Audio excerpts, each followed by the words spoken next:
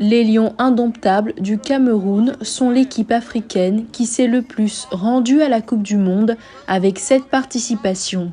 Ils ont captivé l'imagination du monde entier avec leur habileté et leur agressivité en 1990 lors du Mondial en Italie et sont devenus la première équipe africaine à atteindre les quarts de finale. Cette équipe était une pionnière du football africain et est toujours considérée comme une référence pour le continent. Ces 30 dernières années, les succès en Coupe du Monde ont été moindres.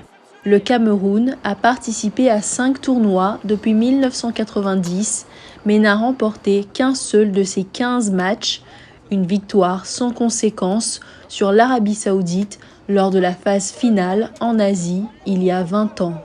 Leur principale ambition au Qatar sera d'essayer de remporter une nouvelle victoire, mais ce sera difficile pour cette équipe qui s'est faufilée en Coupe du Monde grâce à un but inscrit dans les arrêts de jeu à la fin de la prolongation lors du match retour des éliminatoires contre l'Algérie en mars.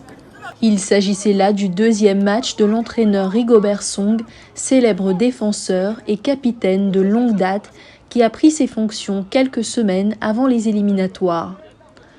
Le choix de Song comme coach du Cameroun était l'un des premiers actes du président de la Fédération de football nouvellement élu, Samuel Eto'o.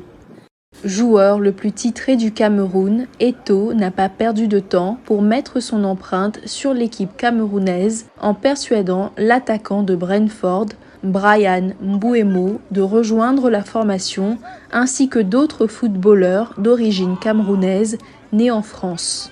Il reste à voir si cela donnera un coup de pouce significatif à l'équipe.